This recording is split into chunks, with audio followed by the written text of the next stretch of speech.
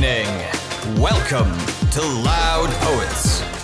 Please clap your hands, stamp your feet, and make some noise for your host and compere, Kevin McLean.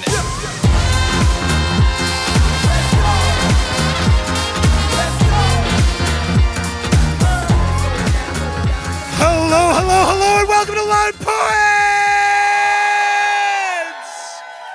Oh, that is the reaction I'm looking for on a Friday evening at the Fringe. How are we all doing? You well? Good. Is everyone having a good Fringe? That was weirdly less enthusiastic than the well. It's like, we're doing great, but Fringe is hit or miss. That's the good thing. Has anyone seen a really fucking terrible show yet? That's the best reaction so far. That was one person went, woo, and lifted a hand. What show did you see? I couldn't say. That would be cruel. That would be cruel. Oh, in case they're in. Can you imagine if you named it? One of our acts. Like, ah! Have you tried? Well, what was, don't name it, but what was the disaster about it? All of it? Just every bit. Damn. But that's the, they're not here. Don't awe them. Try harder. Or maybe they're awing you in the fact that you had to sit through a terrible show. No, that's good. Has anyone seen a brilliant show? That was more people. That is good. That is positive. Did someone down here cheer? You saw a brilliant show. Oh! The Ice Hole. Right, yeah. You can see why I got that wrong, right? It's not me being insane. What's that about? If you just say an ice hole. No, I just thought you said, I saw! And I was like, amazing. You seem really enthused about it. It was the Ice Hole. I've not heard of that. I'm going to ask you what it's about. If you say an ice hole, I'm going to... All over Edinburgh. How have I not seen it then? That is fair. I'm in here, underground. I don't know what's going on. What made it so wonderful? The two guys, they were absolutely brilliant, and I've never seen such amazing things done with cardboard boxing.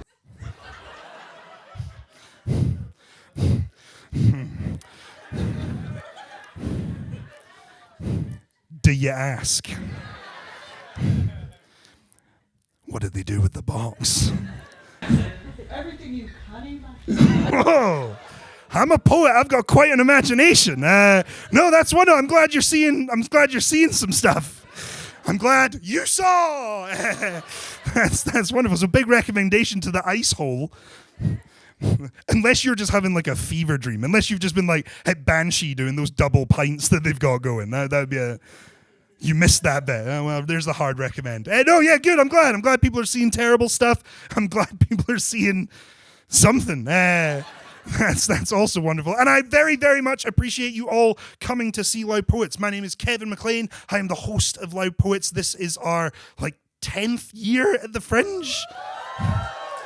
You cheer, I whimper. We've been going a long time. This year we're not doing quite as many shows. We have a big kind of event at the end of the month with the Bookfest that we're building up to.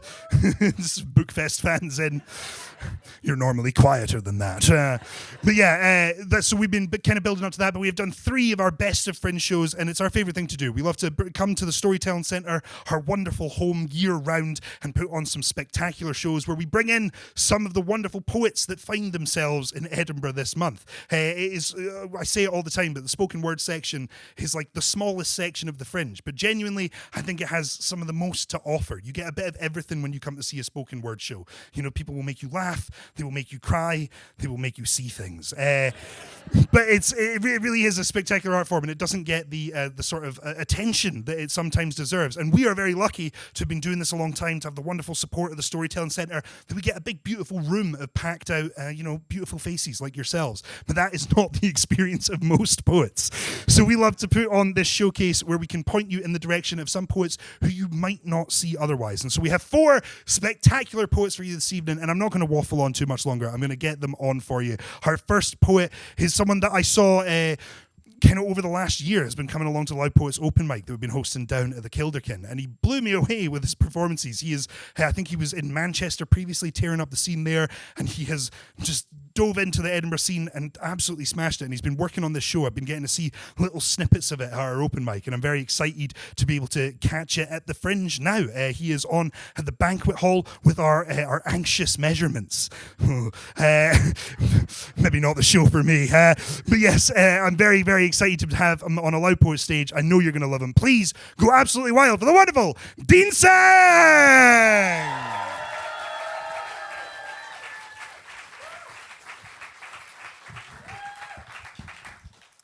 All right, hello. So I've got one here, and it's called What's as the Anxious Measurement. You ever sent a harmless text to try and spice your evening up? You sent a pic. I don't mean nudes. Something that says, here, take a look. A meme, a selfie, cool sunset, hit send, it's done, it's quickly read, and yeah. You're hearing nothing back. It's no big deal. It's just a text, and no one ever liked you anyway, you empty plastic bag. You put the phone away. Unsee its pings and pops, but still it drags your prints to glass. An itch begins to crawl. The apps are ants unlocked by wants to be acknowledged, loved, and listened to. But phones are clogged with absence, swarmed with filtered noughts. Go place your phone atop a desk and see its lifeless black, its void inviting eyes and constant measurements. For what of us when our reflection is the world's response? And why the fuck did I decide to leave my text with question marks? I've sent them cringe. The double ticks, indents to mark my hollow tomb. No epitaph, not even named, except the time the ticks turned blue. Perhaps they're busy, says my nan, who thinks Frodo's a Pokemon. They've been online, and they've replied to several chats our group is on. Stop being insecure, insists my friend, who's also insecure. It stings at first, and then it fades. Then comes back 2 times fucking worse. It's just as I slowly forget, a mutual friend invites me down to drink with them. And guess who's there? No Wi-Fi cannot save me now. I walk into the bar. The vibe is quiet, calm, the perfect mood. My friend and them who left me red, both drinking up some Malibu. The evening melts into a blissful haze. We talk as if nothing had passed. Merry now, looking at a different shape of glass, they sit in close. We glance. An awkward smile. We look away, we're static. Then they gesture, whispers in my ear. I'll leave you on, delivered next. Thank you. Give it up for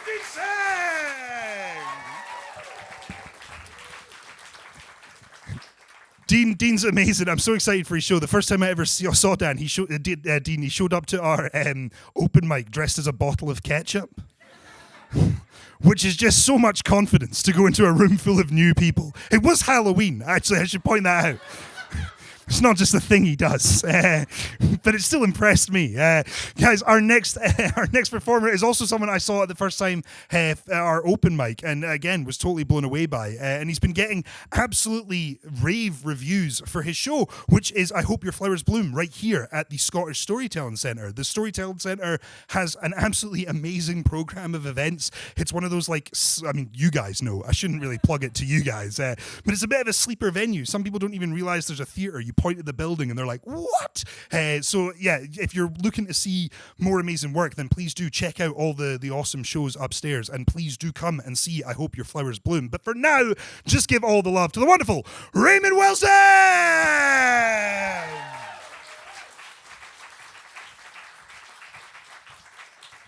Oh, I drank a can of Iron Brew before I came up here, man. I don't think it was a good choice. My intro poem is called I Think Our Love Caused Climate Change.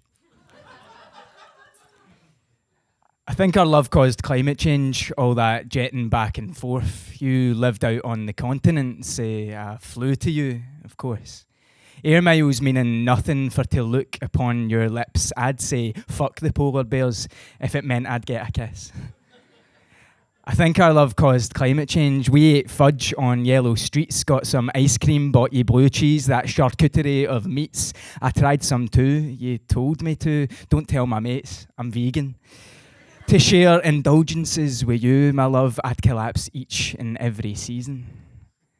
I think our love caused climate change, brought you coffee while you worked. See, I forgot our hemp-made bags at home. I know I'm sorry, I'm the worst. The way I casually knew your order, the way the bar's so low you're touched. I'd build islands out of packaging for our mundane acts of love. I think our love caused climate change. That pad thai is going to waste. Our conversation over takeaway causing cold and untouched plates. The apocalypse is worth it though, if our laughter caused neglect was the final act of humankind that tipped emissions over the edge. Thank you. Raymond Wilson, everybody!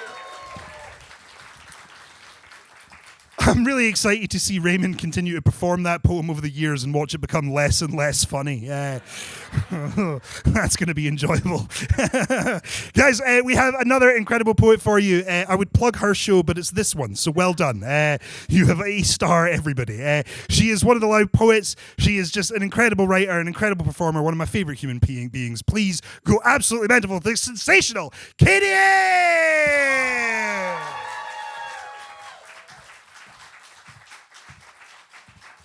Hello, hello, hello, everyone. Y'all okay if I perform something brand new? Yeah! I'm really glad you said that. Would have been real awkward otherwise. So Tuesday of this week, this isn't the start of the poem. I realize I kind of did the thing there. Tuesday of this week, a poem of mine went out online, and it got a lot of really lovely comments, a bunch of positivity. But it also got a fair whack of negativity. Never, ever read the Instagram comments. Specifically, a bunch of people saying it was cringe. And then I was way too enthusiastic about the thing I was talking about. So I spent a lot of this week thinking about what that meant to be cringe. And this came out. I have never been cool. In high school, I was the nerdy virgin with hair 3.5 feet long, well past my ass, and always a pleasure to have in class. I coded a website from scratch all about my friendship group, a gaggle of girls just as geeky as me, and I trick-or-treated, non-ironically, until age 15. Well, strap in. My family doesn't do TV, so by 16, I had memorized entire sections of Homer's Odyssey, but I had never heard of Homer Simpson. Packing for university instead of hot outfits and shot glasses, I brought my life-sized cardboard cutout of Gandalf the White.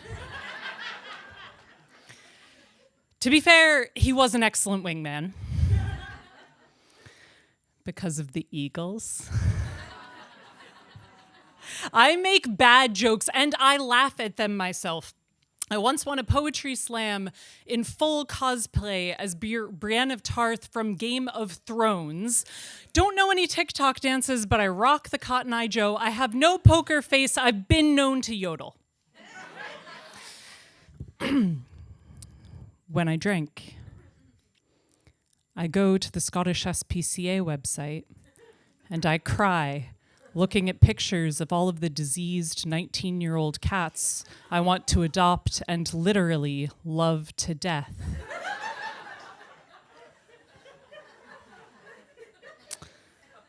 I can be a lot sometimes. I have a lot of love, and it often lands awkwardly. It took my partner 4 months to realize I was flirting with him because I kept inviting him on historic architecture tours as a nifty first date idea, and he thought I was just really excited about castles. My love language is accurate grammar and syntax. Hey, baby, you want to conjugate? The day you started using Oxford commas for me, I knew we were forever. I get way too competitive. Like this one time on a fun wine and painting girls' night out, I quite literally had a mental breakdown because my painting of a tree looked less like a tree than the professional artist painting of a tree looked like a tree. I try way too hard to ever be considered cool. Cool people are nonchalant, are sipping rosé with an air of indifference, Our smoking roll-ups casually tipped between their index and middle fingers are French. I'm the one who aced my oral French exam despite forgetting every noun except for llama. Le lama. Le lama m'est précieux. Il est très beau.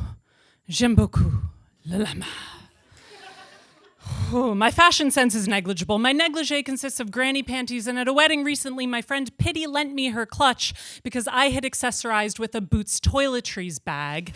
The last time I went clubbing, I packed granola bars in case anyone got hungry, and I play D&D, which means my HP is bigger than your HP, and I can kick your ass verbally, somatically, and materially. So yes, cool people of Instagram, I am cringe.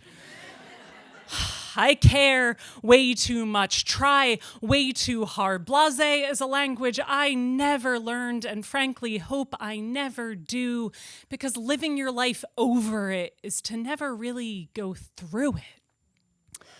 I want to live large and loud and batshit insane. I want to stand on stages sharing all of it with strangers and listen to your stories in exchange. I want to love the geeky things I love with pride, never shy away, but dive right in. And if you want to stand on the sidelines, that's up to you. But I'm embracing my cringe, and I hope you can too. Cheers.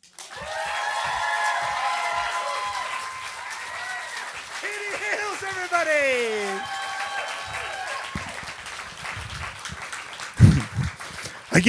When I book poets for this show, I'm like, you're going to do an introduction poem to kind of let the audience get to know you. I didn't mean like the way you'd get a therapist to know you. But phenomenal stuff from Katie. Guys, we have one more act to introduce you to. I am absolutely ecstatic to have her here. She has fast become one of my favorite people to see perform in the UK scene. She is up with her wonderful show, Life Learnings of a Nonsensical Human, at the Banquet Hall as part of PBH Free Fringe. Please give all the love, make all the noise, go wild for Jenny Foulds!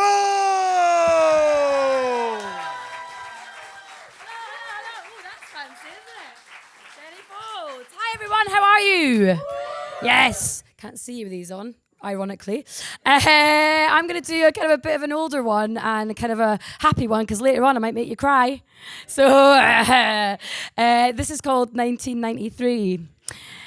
So it's 1993 and I'm 13 years old and my wall poster game is big and bold. I've got Johnny Depp looking handsome as fuck all the way from the 21 jump, but I've got River Phoenix, who's my main guy with his flawless face and his big brown eyes. Jurassic Park is in the flicks, those velociraptors with those tricksy tricks.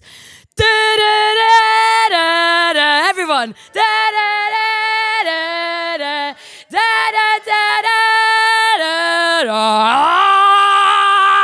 Sleepless in Seattle and True Romance, Groundhog Day, Demolition Man, Mrs. Doubtfire and Wayne's World 2, Garth and Wayne, I love you. MTV was the thing to watch. Meatloaf was all like, I will do anything for love. But there's no fucking way he'd do that. Cypress Hill's brains are insane. Relight My Fire and Mr. Vane. The Cranberries are lingering and Counting Crows are singing about Mr. Jones. Tears for Fears and PM Dawn. Radiohead are getting their creep on. Naughty by Nature and the Wu-Tang Clan. Old Dirty Bastard and Method Man and Informer. You know, spit my Sammy Gaga blame. A licky boom boom down. Four Non-Blondes and Ace of Base. Criss Cross are jumping all over the place. And if you want to call me baby, just go ahead now. Salt and Pepper in the charts with Shoop, Shoopy Doopy like Scooby Dooby Doo. No YouTube. DVDs were new. We still had VHS and cassette tapes too. And the knowledge that the intrinsic relationship between a pencil and a cassette tape will be forever lost after our generation. And it's utterly heartbreaking. Doc Marten boots and waistcoats too. High-waisted mum jeans and stonewashed blue. Saying not after everything you didn't mean was hilarious. Making plans on the house phone was precarious because we didn't have mobiles. We had pagers, yeah. And they were cutting edge, yeah. I'm just saying they don't make them like they used to. 1993 could well be the greatest year that has ever been. Thank you very much.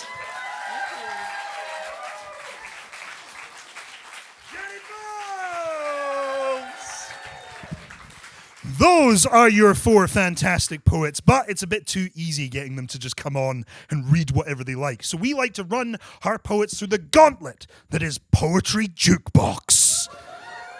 Some jukebox fans in the house. Yeah, that's right. If you've never been to Live Poets before, Poetry Jukebox is very easy. We invite all of our poets on the stage. Our beautiful technician in the booth throws up some random words on the big screen, and our poets have to jump forward to the mic and crowbar poems into those themes. It's a lot of fun. Everyone following what I'm saying? You've all seen Mock the Week. Good. Cool. Well, please help me welcome back all of our beautiful poets!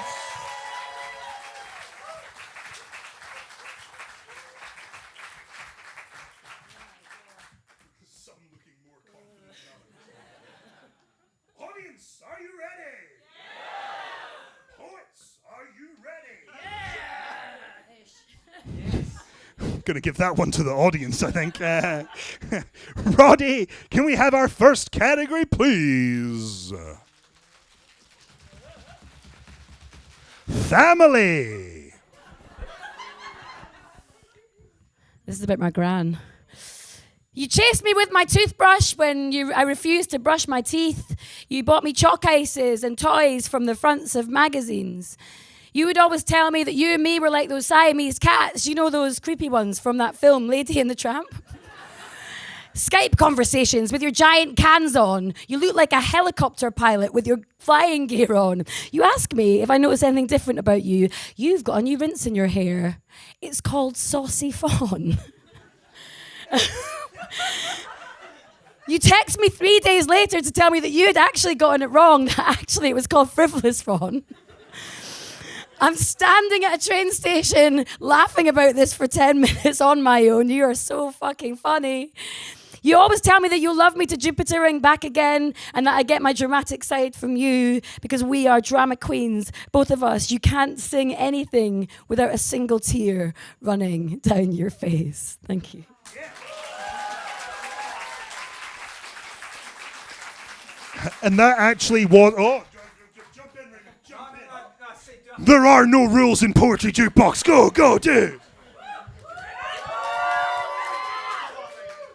This one's called After Another Chat About M. Night Shyamalan. They slow me down to my dear friends. Nothing done when they're around, but oh, the sweet snail's place is sharing.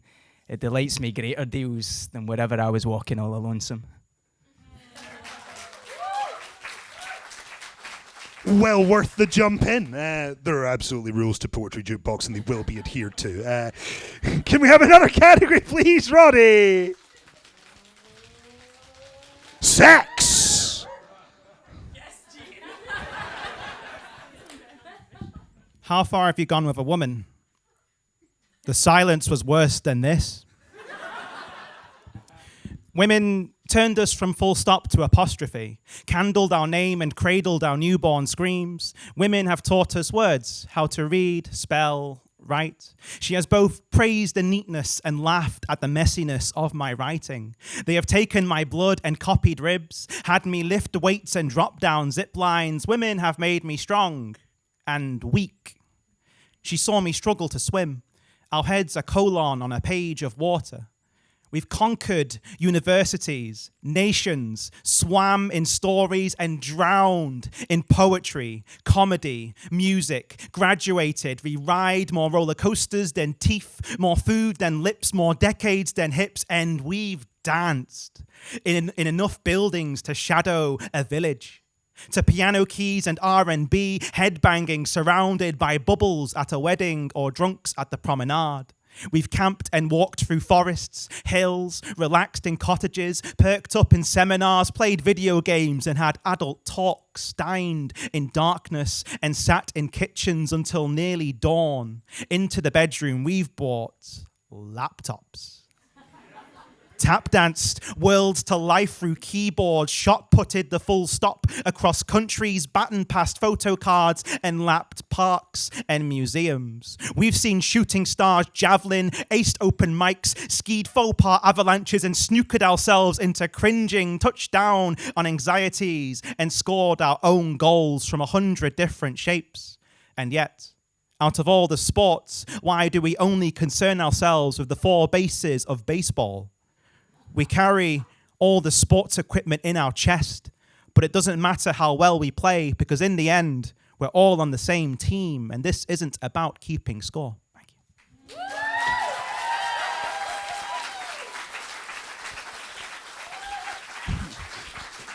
Not gonna lie, most times a guy poet gets up to a mic to do a sex poem, it's not that highbrow.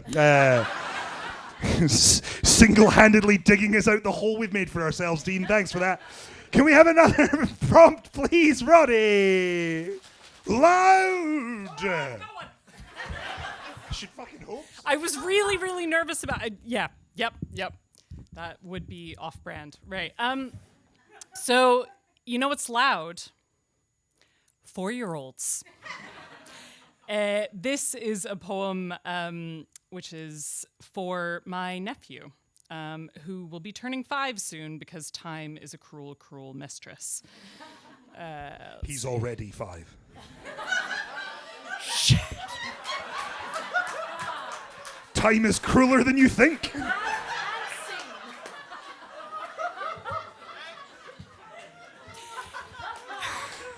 I will be saving the footage from this show to show him. Yep. I have no defense.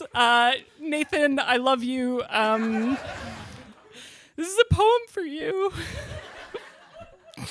Whoops. Terzarima for Nathan's 4th birthday, which was over a year ago. I watch you sprint, full tilt across the yard, so giddy with your newfound strength.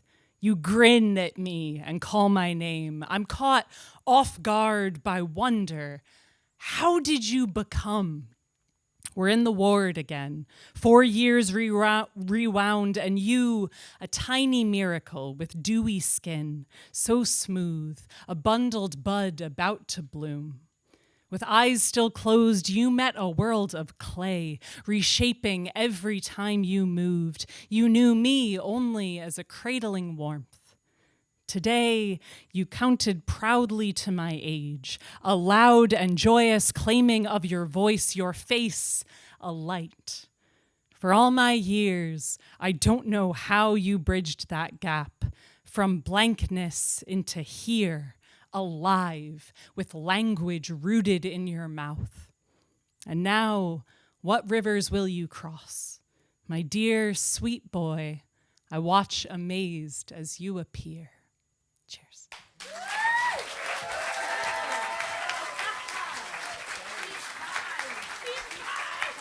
The mind of a poet. Knows what a terzarima is, can't remember her nephew's age.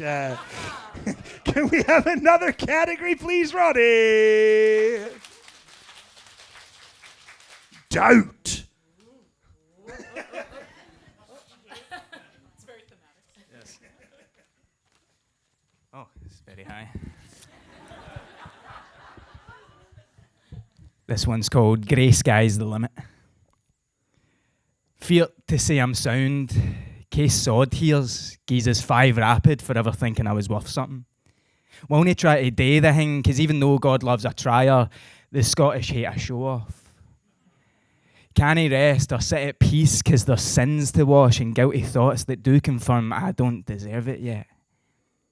Humble, to avoid Glasgow Hell's 6th level, here trying to be seen as grounded, where the tap water's mystic fresh, the air dreaming's dead. Thank you. Beautiful stuff, Raymond. Beautiful stuff. Another category when you're ready, Roddy. Thank you very much. Memory. I went to Lewis and Harris recently, which was it Harris and Lewis? Harris and Lewis. Lewis and Harris? Can you say it either way? Can you say it either way? Yes. Good. So I kind of, for NaPoWriMo, I wrote a series of poems about what I saw when I was there. This is called I Only Dream Now of That Place. I only dream now of that place, the dream of tradition in the language that belongs to us, the sing-song of a Scotland past, the rhythm of the clickety-clack, the sound of looms in each household weaving tweed as only they can. The smell of peat burning from old stone houses. No washing out to dry on a Sunday for fear of offence to God or elders. Looking out now over the windswept lunar landscape and the unmistakable colour of these islands. Rich browns and moss green and rock grey, vast and desolate. We feel like astronauts going where no one has ever been before. We are explorers discovering this wild, wild wilderness. Thank you. That is a beautiful one to end on. Can we have a big round of applause for all of our poets?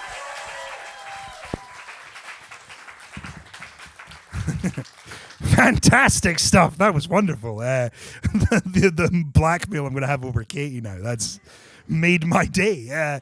Guys, it's funny that Jenny asked, and I was going to be like, I'm an artist. I don't leave the Central Belt. How would I know what anything's called? But this year we have actually been out and about all over the country at Loud Poets. We have been running a huge slam series as part of our wonderful funded season, funding from Creative Scotland. Thank you very much. Big whoops for Creative Scotland. But we have been out and about running, doing sort of showcases and running some regional heats. So we've done poetry slams in Aberdeen, Dundee, Dumfries, Inverness, Inverclyde and Edinburgh. And the winners and runners-up of all of those slams are going to take part in the Loud Poets Grand Slam Final, which is... Whoa, indeed, yeah. Which is going to be part of the Edinburgh International Book Festival. Yeah, we somehow tricked them into letting us in. So we're very excited. It's going to be a huge event, and the winner gets £3,000, which, if you know anything about poetry or money, is a fucking lot. So we're very excited for that. It's going to be a huge event for us, and you can come, huzzah! It is on the 26th of August, so that is why we are kind of wrapping up our Best of Fringe shows tonight, and then next weekend, instead of doing one of these, we are going to be doing the big slam at the Book Fest. It is a pay-what-you-feel event, so if you feel like coming along, you can grab a ticket. I know tickets are kind of selling pretty well, which, yay, but also, you know, it means they are kind of coming down to the numbers, so if you're looking to go, there are flyers for Loud Poets. Go up and grab one. On the back of that, there's, you know, one side is Best of Fringe and the other side is the Slam. We would love you to come along. It's a huge event for Scottish poetry, so please do consider checking it out. If you aren't here, if you're just kind of visiting Fringe just now and are buggering off, well then don't worry, because it is going to be streamed online. So if you're interested in coming along and watching it digitally, you can do so. There's loads of wonderful digital spoken word going on. We have a YouTube channel where we put out all the regional heats for free. So if you want to get caught up and see who's going to be competing, you can do that. You can jump on the YouTube channel I Am Loud Pro. I Am Loud is the production company that puts Loud Poets on. So yeah, please do consider checking all of that out. But come to the Book Fest. It's going to be fucking mental. I'm so excited. But yes, for now, I'm going to stop plugging and get back to our beautiful poets. I just wanted to give them a moment to collect themselves.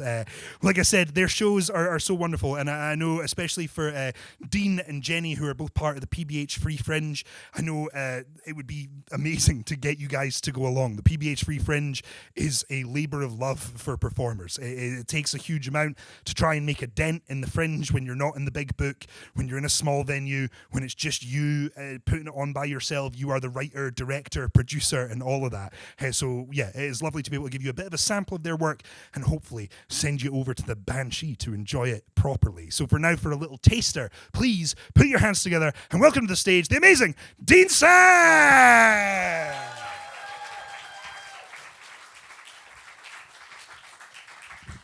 All right, so the entire set of Our Anxious Measurements, it actually started out in the Royal Infirmary of Edinburgh. What happened was I was suffering from a heart condition known as atrial fibrillation. And for those that don't know, that's when your heart beats incredibly quickly and incredibly irregularly as well. And it's also absolutely terrifying. So this goes out to anyone that has or knows someone who suffers from atrial fibrillation. And it goes like this. The dawn uncurls. A breakfast clean, I walk. My bus arrives at work, I talk and do before the weekend opens up and teases crazy golf. A Friday put to rest. It comes with lager, wine, elixirs for the jeers, the swing and miss. The ball and wings, the talk of gyms, of golf and golf all plates, the beating of a normal weekend during last year's Fringe until I wake. A pounding tremor bubbling from the heart. I try to sleep it off, but on and on it thumps the speed of Dragon Force, a beat I can't ignore. I call emergency. Describe my symptoms, quiver as the man reveals the ambulance would be a while, an hour. Now alert, I grab an Uber, see the sunrise spew its purple gush. I brush my hand to prop my melting chest as Edinburgh's asleep. I walk the last few feet. Somehow arrive at accidents, emergencies, the ward check-in, my name, my next of kin, my date of birth, the symptoms sit and wait until I'm summoned in. The nurse seems unconcerned. Simple ECG, a grin, update, okay to leave, but as I catch the beat, they took a dozen nodes and turn into my chest and breakfast limbs. My heart reveals a swarm of beats that fumble round like bingo balls. Results pronounced in green.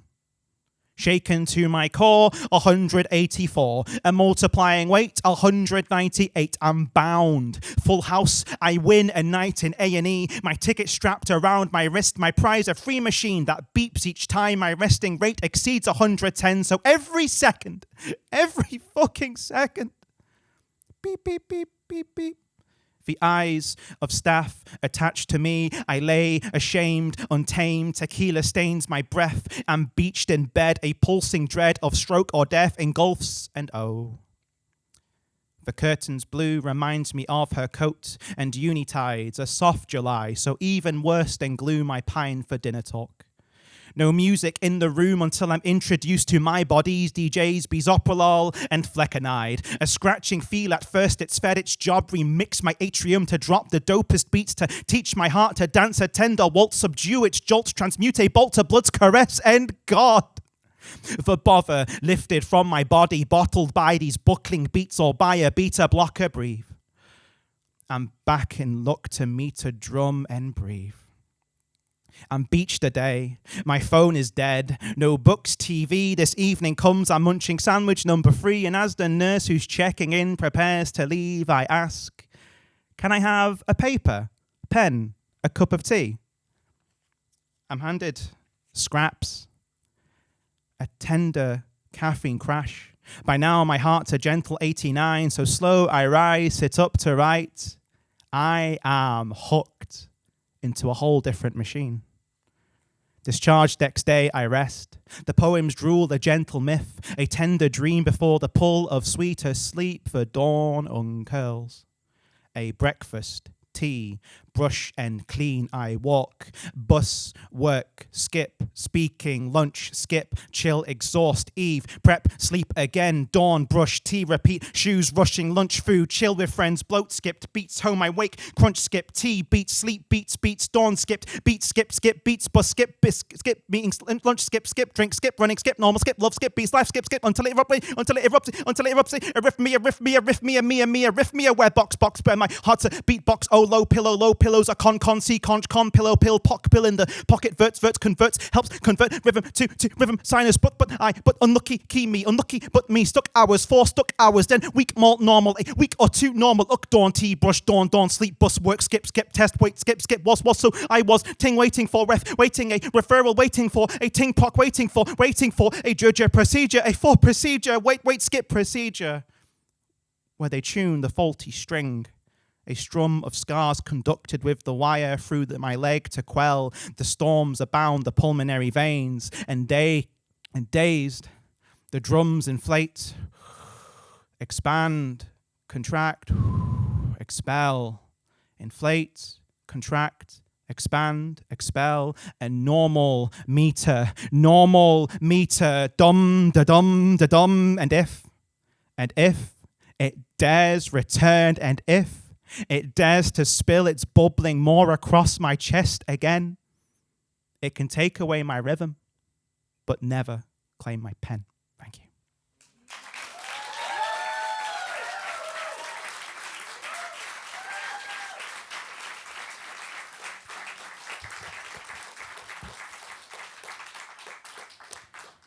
Thank you. So for this next poem, I'm just going to lighten the mood a bit.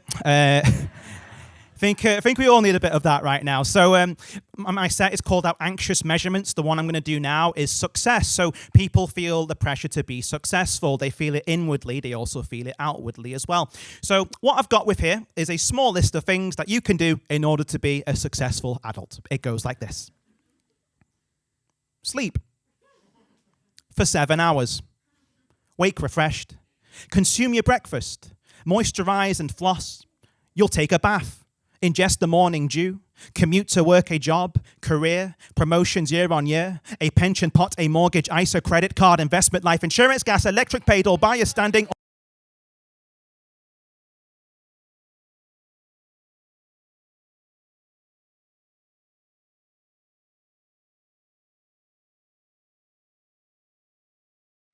Sleep.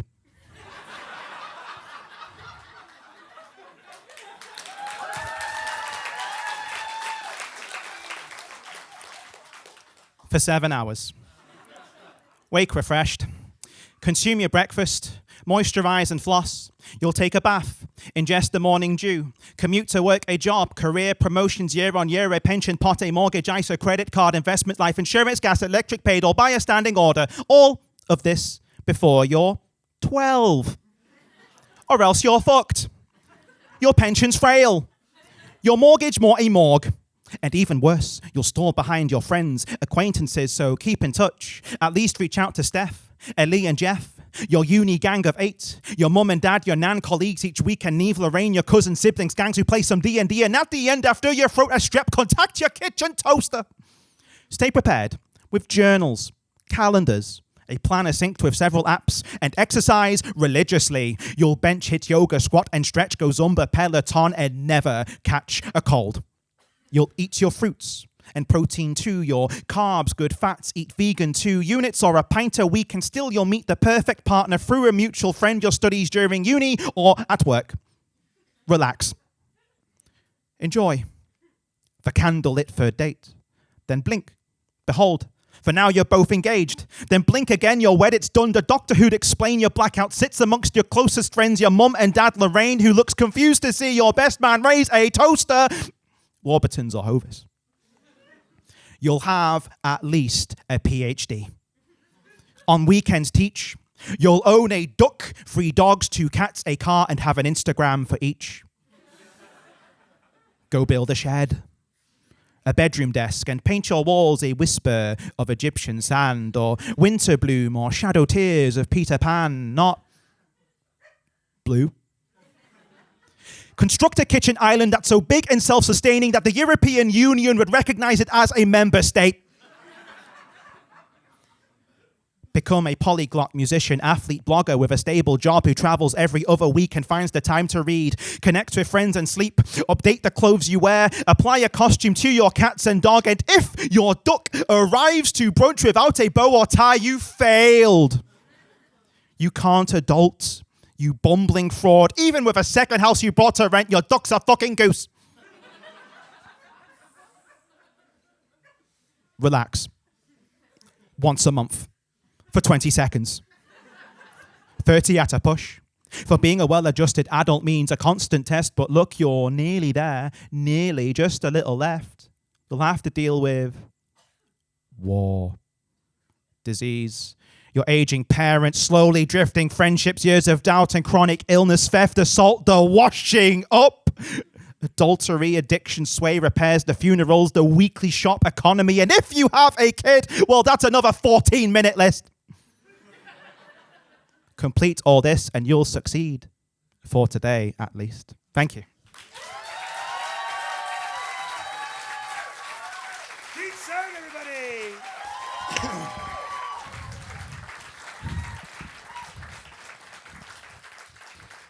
Everything is fine. I'm going to do that every time I come out now. Just everyone is okay. Don't worry. Don't worry. And that, because that's a hard one. Can we just get a big extra round of applause for Dean? That's...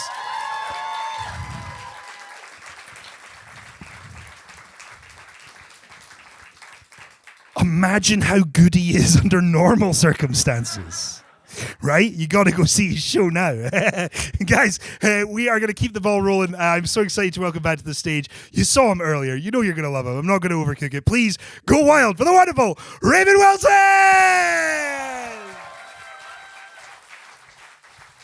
I've seen how he slyly put it down, but he put it down just a bit too much.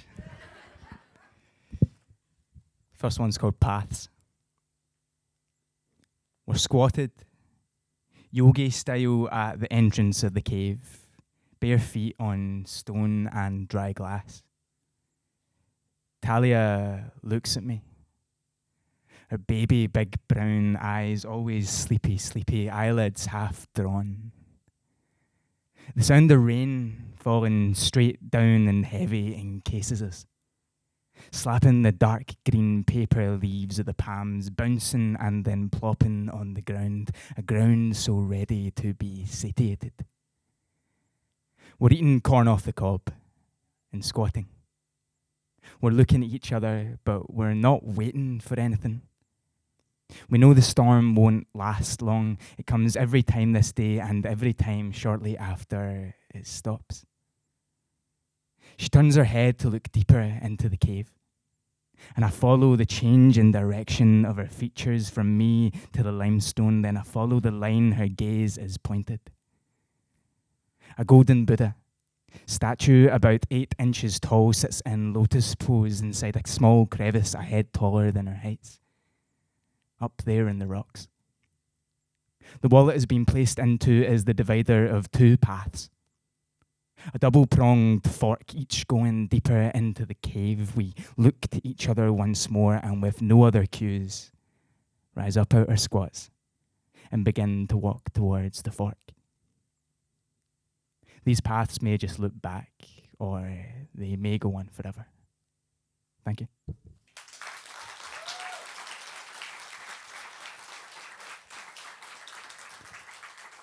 This next one's called R&F's Infinite Playlist. That joint playlist that we made, I still do sometimes listen. In the kitchen while I'm washing dishes, climbing back into the abyss, down the rungs of our track list. The you add one, then I add one, the you add one, then I add one to play for every day we added for 8 months. Listening above gushing taps, it's June 2022, the day after your cousin's wedding, when you added Mambo number 5.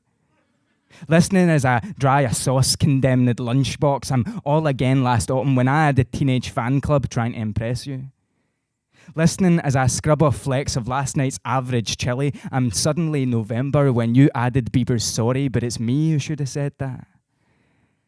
Listening as I fumble a mug and hear it crack upon the sink, it's like living through 6 months ago when I added Sea of Love and you ignored the invitation.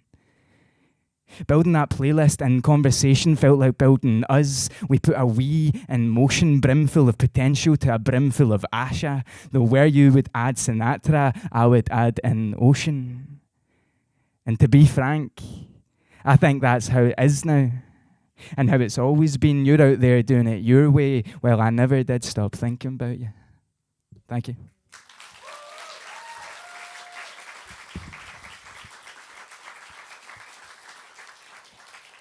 This one's called Her Man's Body. Her man's body can protect. It's as thick as a great old oak. Her man's body can hold. She couldn't get free even if she wanted to, and she thinks she kind of likes it. Her man's body lifts. She is above him at the festival. She is above him when they're dancing. She is above him on the wall in sweat. Her man's body surrounds. He's like a blanket or a jacket or like the shape of someone's father. Her man's body is the body of just that, a man. So what am I to be then when my stature can do none of this? Thank you.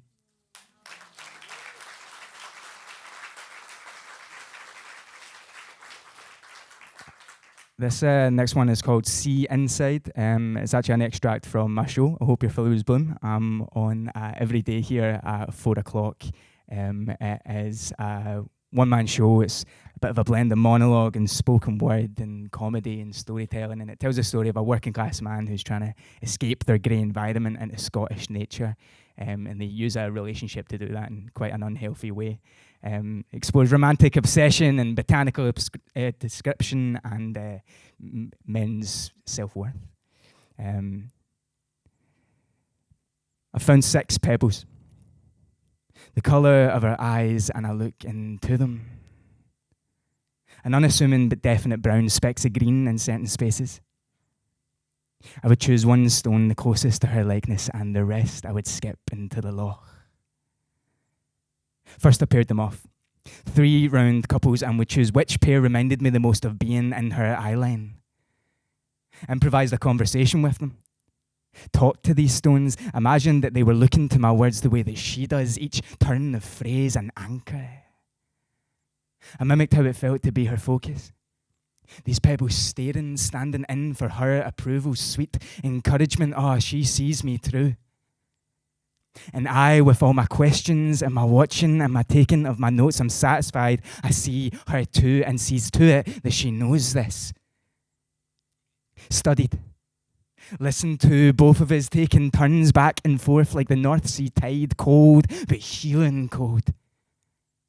Takes your breath away cold. Flushed cheeks on a walk cold, a clarity, coldness. If eyes are windows to the soul, then I can receive her through these pebbles. The way one can hear the waves for a shell, no matter how far they are from water. And I would bring her every stone from every beach that I've ever been, but she doesn't have much space for stuff. So I'll only bring her one.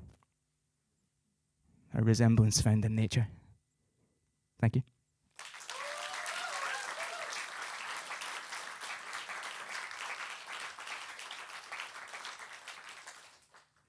I'll do you one more.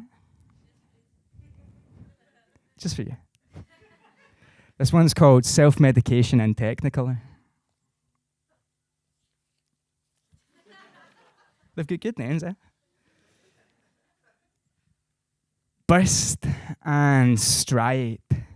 Illuminate the sky, I'm on fire and I don't know what to do with it. I have a radiance and no patience, determination and no faces here to kiss and smile upon right now. I'm nodding anyway, a humming and a sway as I paint a thing that you might like. And even if you don't, it's mine, it's me.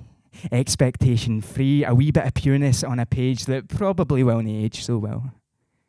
Each colour, word, notation, an acceptable frustration, the best approximation to the nearest wholest number of my truth. An act of meditation, this one act of love sensation, the inviolable vocation is the one that has an open heart and mouth. Moving erratically, I've got the energy of monkey mind, mindfully feeling out where I might find the place to put my electric down. I get that sparky feel for you. I bend that spark into a hue and for a moment feel aligned to what is real. Unsealed and endless, I just want to share it, be aware of it, wear it on me like a rainbow kimono, and so I lay it down. My electric. The only way I know how, with dyes and beats and rhymes to freeze this me and time.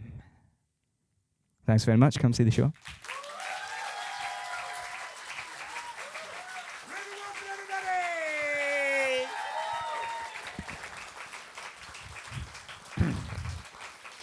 Absolutely, do go and check out I Hope Your Flowers Bloom. You can see why it's been getting absolutely rave reviews. I had 4 stars from the Scotsman and from the stage. Yeah, one person reading the reviews. But yeah, no, it really is amazing to even just get a spoken word show reviewed by the Scotsman. It's like a huge accomplishment. So yeah, do go and check that out. There's an amazing array of shows going on at the Scottish Storytelling Centre, like I was saying, like things like Thunderstruck and Fairy Tale and Mohan, just a whole bunch of incredible shows. So please do check it out. But for now, we are going to welcome back to the stage the wonderful Katie Ailes!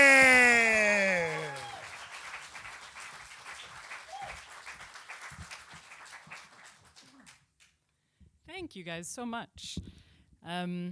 It's always so lovely to be on this stage and with such a beautiful audience. I'm gonna go a bit more somber for this first piece, and then I promise with my second piece that I'm gonna do, I'll end on a bit more of an uplifting note. But for this first piece, I want to give a content warning for transphobia. This is an elegy for Brianna Gay. If you're not familiar with her story, she is the 16-year-old trans girl who was killed in Warrington in February of this year. The trial is ongoing now. And I wrote this poem the week of her funeral.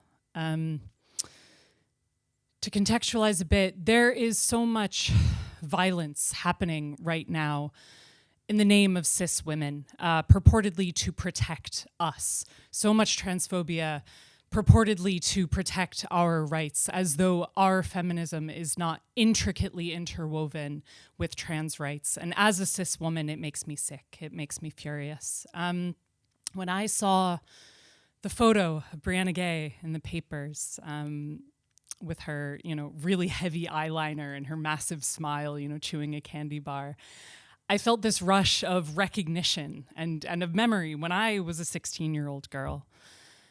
And I thought about the fact that under current UK law, she will have been misgendered in her death certificate, and the horrific injustice of that. So I wrote this poem.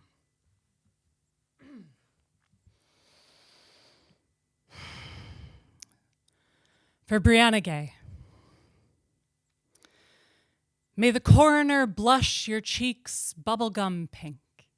May she brush on that flush of giggly excitement, the color of being asked to dance by your crush or having just been pinched by your gran, in whose eyes you are still a child, which you are, you were. May the coroner softly daub lilac onto your eyelids, her touch steadier, more delicate perhaps than yours when you kneeled in front of your bedroom mirror practicing camouflage, imitating YouTube videos, dabbing bright blue powder onto your eyelids with your middle finger until 2 electric bruises stared back at you and you were shocked by your own face. May she tint your lips that perfect shade of first kiss, a nibbled pink, a rosy bliss. May she line your eyes with liquid ink, flicking her wrists the same way you did, not a stencil of a girl, but the real thing, penciling yourself in, illustrating your truth in indelible jet. May she fill in your brows, a light honey brown, those thin lines you tweezed, one bristle at a time, trying to tease a curve from the unruly thicket, then leaning back, squinting, trying to see if you were woman yet, if you'd gotten it right, that impossible alchemy everyone would surely recognize, so they would see you as you are already, for you are already woman. Or rather, you would have been in a few years, but at 16, we're still kids, still on the cusp of it, still growth spurts and PE kits, still playing dress up in our mother's skin, stealing their pearls and hanging those gleaming ropes around our necks. At 16, we are fumbling in changing rooms with our changing shapes, badly shaving our legs, patting our bras with socks, tottering like toddlers in too high heels, tipsy with youth, and trying to grow up way too fast. And you did. So may each stitch of makeup the coroner paints on your skin be a delicate calligraphy of welcome. Welcome. Welcome, sister, into the club to which you already belong. You bundled bud of woman in a world set against you blooming. May each stitch of makeup she paints on your skin paint you soft and full, a burst of petals, a gorgeous fuchsia twirl. May she paint you exactly as you were, as girl, as girl, as girl. Thank you.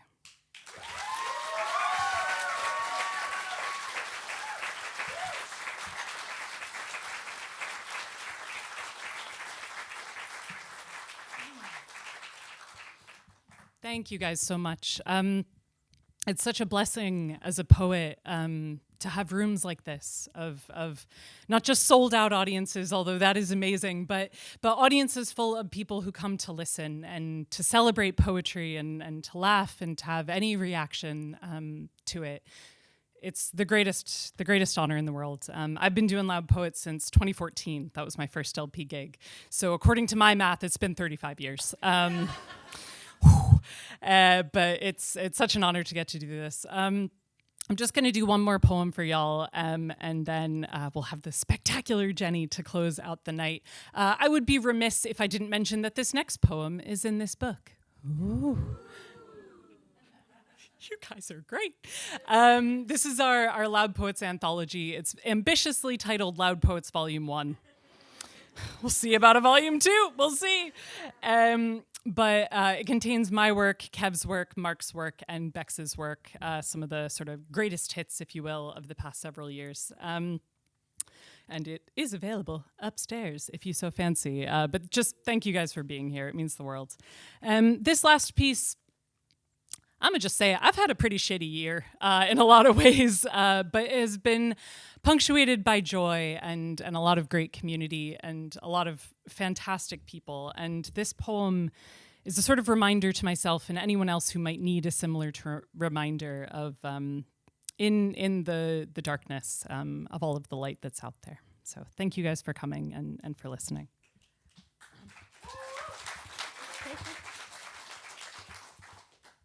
Literally never been applauded for the intro to a poem. So thank you guys. That is a new career high. Thank you.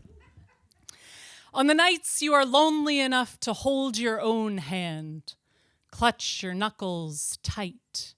When your palms are empty, clamshells cracked and dry on the beach, missing their pearls, when your mind whirls with the same old fantasies, lover after lover in technicolor projected onto tired eyelids, reel after reel, you wishing they were real. When you scuttle the sidewalk like a naked hermit crab seeking a shell, when the swell of your dreams, that surging wild tide meets levees and breaks, when the aches are perennial. On the nights when your heart is a bitter lemon you have squeezed nearly dry, when you have to play marionette with your own bones to get them moving, when your shoulders creak like the hinges to doors you cannot open anymore, when you are barricaded on the wrong side. Know this. Know that candles need matches to ignite, that stars are not bright without open eyes to see them. Know that white is not the absence of all colors, but the sum, in that the blank page holds all the letters you have yet to write. Know that that girl treasures your voice in her ear because through you she hears the ocean through your conch shell lips. Know that the measure of you is in more than inches and stones. Know that you are not alone.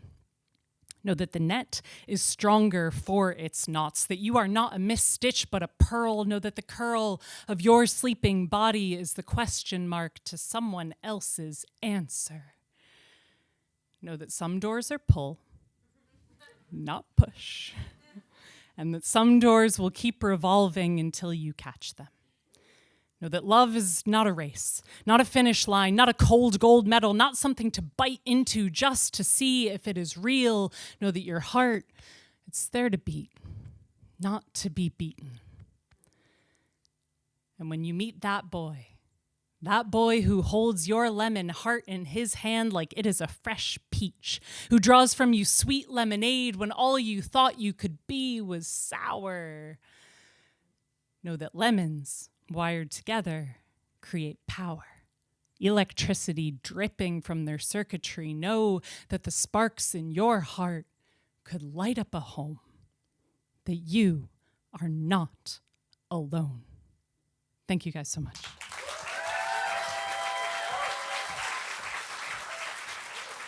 Ailes, everybody!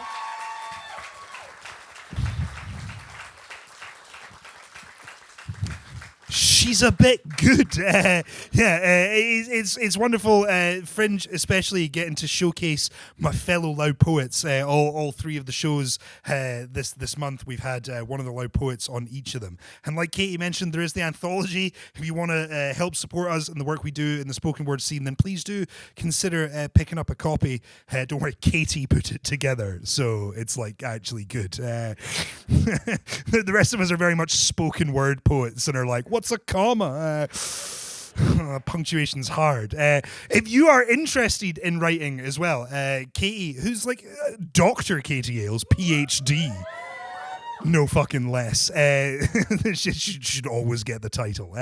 She runs our kind of like workshop stuff. So we have a online writing group as part of our Patreon channel where we have poets from kind of all over Scotland, which is lovely. Like I said, we've been touring about this year and a lot of people in those different areas have kind of signed up, and it's become this beautiful kind of monthly hub where we get together and do some writing workshops that Katie leads and kind of compare work and help each other out with submissions and stuff like that. It's turned into a very nice community.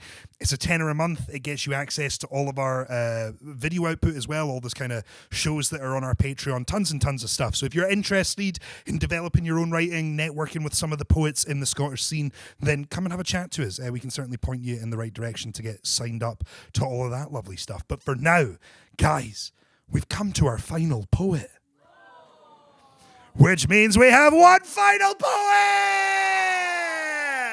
I am so delighted to have her here. She is one of the absolute force of nature performers in the UK scene. Every time I see her perform, whether it is she is doing somber stuff or riotous, funny stuff, she always delivers her work with a conviction and polished her performance that is really inspiring. Like I said, she's one of my favourite people in the scene. I could not think of a better poet to round off our Best of Fringe. Please give every drop of love and energy you have to the sensational Jenny Foulds!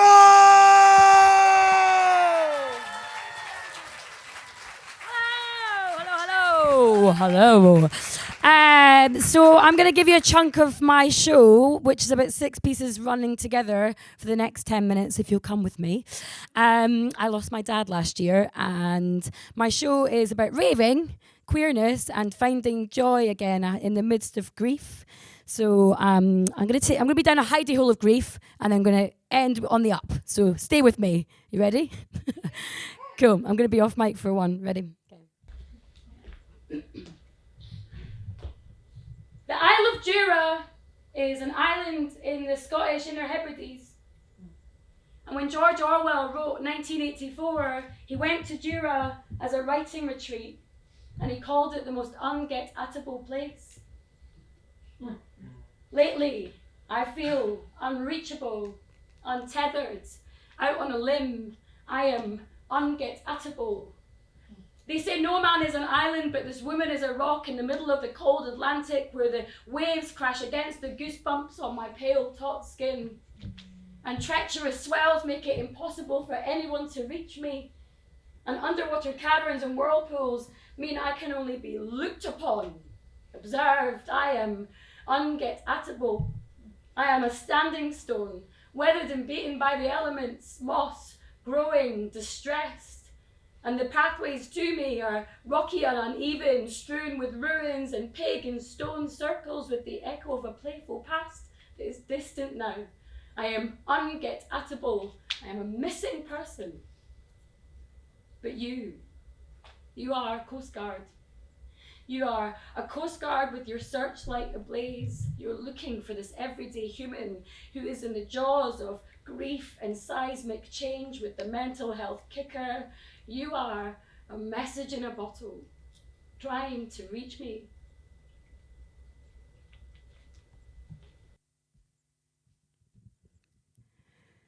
It doesn't take us long to get to the big stuff. We agree that life feels most complex now as we muddle our way through this wild, wild wilderness. We tell each other that we think we might be broken, and then we laugh, and then we cry, and then we laugh, cry. I tell you, we won't always feel like this, but I can see that you don't believe me, so I promise you. I tell you, I can't wait to see you become the most you again after this. It will happen without you even realizing it. Little sprouts sprouting from this dark, dark place. And after a while of worrying about each other and going through it, our faces start to change. We become lighter. We smile like we're almost us again. And as I leave, I look at you and I think about how wonderful you are and how lucky I am that you're my friend. But is it joy, the mythical kind, the distant kind, the kind you think you're never going to feel again? Is it joy getting a phone call from someone wonderful just to ask how you're getting on? Is it joy sitting in bed eating McDonald's, watching Love Island and not giving a fuck what anybody else thinks? Is it joy getting on a plane and getting as far away from this life as possible? Is it joy being on holiday with your beautiful, brilliant friend who lets you be mute for days as you grieve? Is it joy waking up one morning and finding some kind of peace? Is it joy being able to read again and feeling your imagination stirring? Is it joy remembering my last moments with you and remembering that we ate strawberries together and I'll never forget the taste of those strawberries? Is it joy laughing for the first time in months in it ironically being a dad joke? Who's the coolest guy in the hospital? The ultrasound guy. Is it joy wearing yellow shoes because I know that they make me feel happy? Is it joy heading home after 2 months away and being so fucking excited to see my friends again? Is it joy being down a hidey hole of grief and realizing that I'm still me and being so fucking relieved that I am? Because I woke up in awe and in wonder. Because I had a dream that I invented a machine that could find the joy in anything. A joy machine.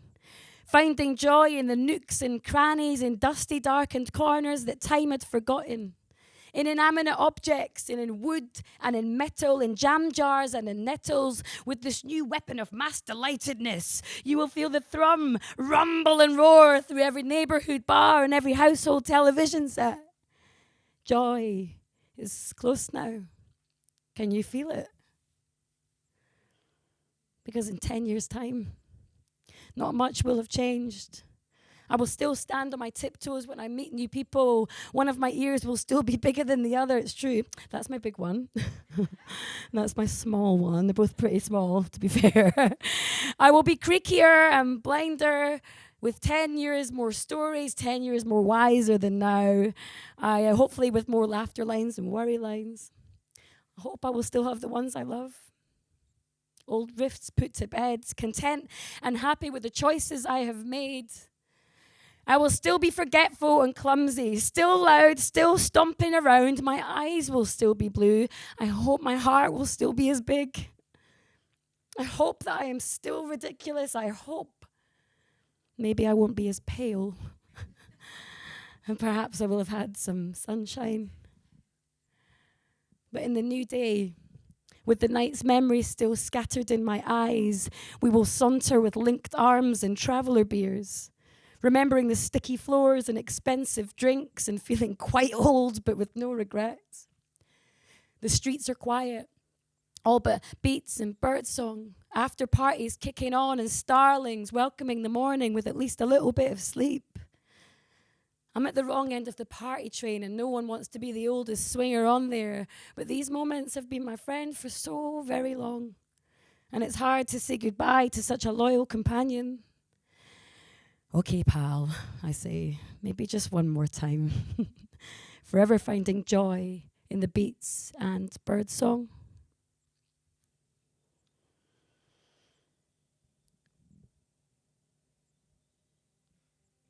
And I hope for more joy.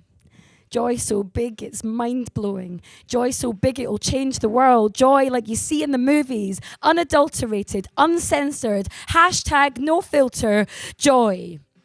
Skipping and dancing and singing at the top of your voice with the windows down and you're getting funny looks. Kind of joy. The joy of understanding and love for just being you.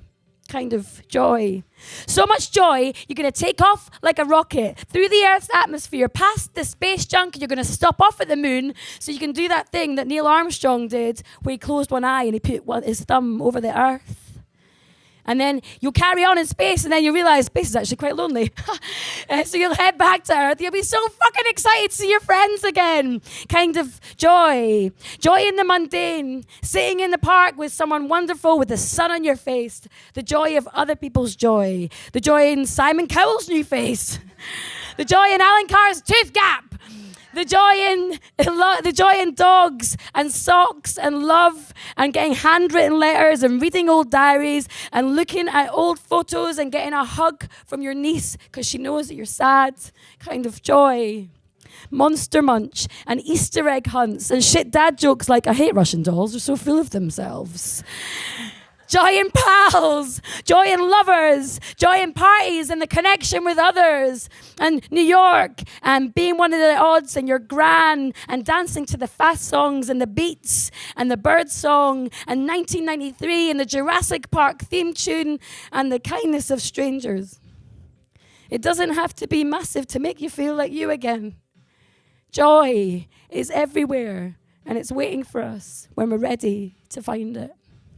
Thank you very much for listening to me.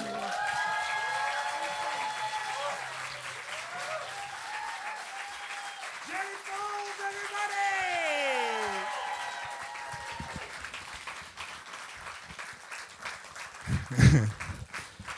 Know that there was some real bad dancing going on in the back with 4 very uncoordinated poets. That was wonderful. That was amazing stuff.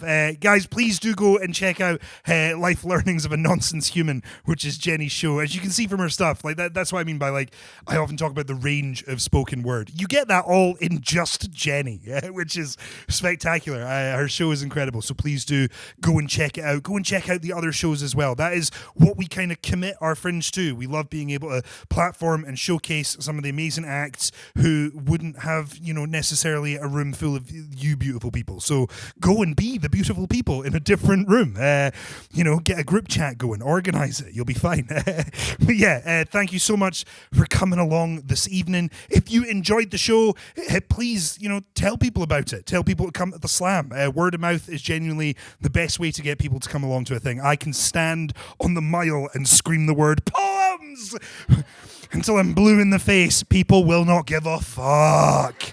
Whereas if you tell them you saw a spoken word show and it was so good someone collapsed and had to leave, like, he's fine. We can make jokes. He's fine. There's no way for you to know if I'm telling the truth. He's fine. He's gone to a nice farm.